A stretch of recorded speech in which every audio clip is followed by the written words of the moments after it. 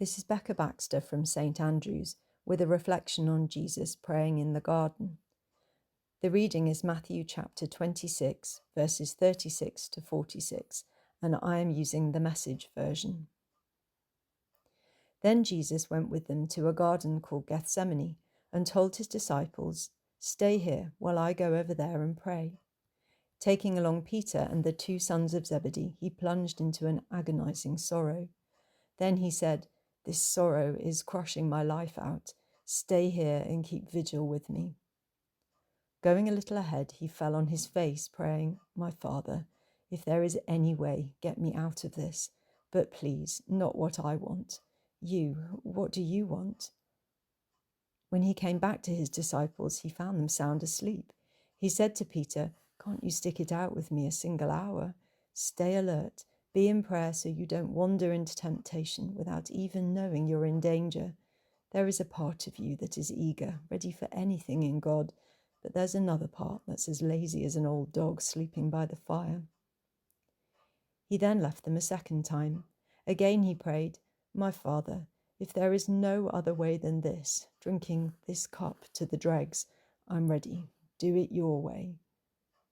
When he came back, he again found them sound asleep. They simply couldn't keep their eyes open. This time he let them sleep on and went back a third time to pray, going over the same ground one last time. When he came back the next time, he said, "Are you going to sleep on and make a night of it?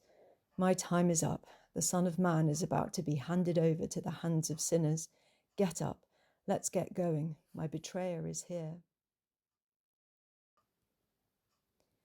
I saw a picture of Jesus struggling and praying alone in Gethsemane, and the thoughts he shared with me were these. They should have been praying, not for me, but for themselves. It's going to look to them as if everything has come crashing to an end, all their hopes over, because they don't understand what I've been saying to them. It will be as if I have gone forever. They're going to be like sheep without a shepherd, worse than before. And he went on, "It was then that I was at my most human, alone, desolate, knowing what I faced, horrified because I knew it all, yet wanted so desperately what could only be achieved by my death, that you, my dearest ones, should never experience that utter desolation of loneliness, that you should always know that I am by your side. I will never abandon you, sleep, or grow weary. You will never face those moments alone as I did. You are not abandoned. You are not desolate. You are not alone. I have gone there, so you don't have to. When you feel most alone and abandoned, I am there beside you always." I have 3 awful memories of times when I stood in a school playground feeling desolate and alone. Once at 5 years old, rejected by the other children, standing at the side watching them play. Once when I was 10 years old, and the girl who had bullied me for years and from whom I had at great cost escaped came at me again, wearing the guise of friendship. And once at 53 years old, on the day my child left the school where they had been broken. I didn't see it so clearly when I was a child, but by that third time I knew for sure that I wasn't really alone. My friend and saviour, the one who knew just what it felt like, stood beside me. 3 times with terror and foreboding, I have faced something that I desperately did not want to do, knowing full well that the Lord had the power to get me out of it. Humanly speaking, we were completely infertile as a couple, yet the Lord had promised me children. After years of heartache, I finally accepted his guidance and embarked on IVF treatment, while all the time begging him for a different way. The effects of the treatment and subsequent twin pregnancy combined to break both my body and my mind.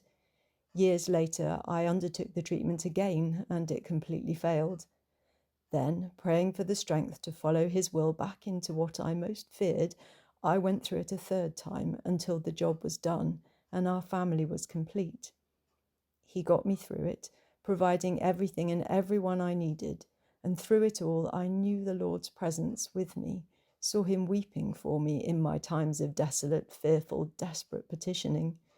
It was that moment in Gethsemane which was often in my mind and which gave me comfort and courage, because no one knew how I felt better than he did, and because he understood it so well, he was truly with me. There is something intensely precious about the way Jesus shared those experiences with me, not as a sympathetic bystander, but suffering alongside me out of his own deep personal knowledge. Because of that moment of Jesus's utter humanity, we can trust that he isn't and never will be a distant God. From his own experience of friendlessness comes the most perfect friendship we will ever know. In that garden, he faced and made the choice to die for us, because it was the only way for him to reach us, to save us, to befriend us, and to complete his family. Jesus, Emmanuel, is the God and Saviour and friend who is always with us.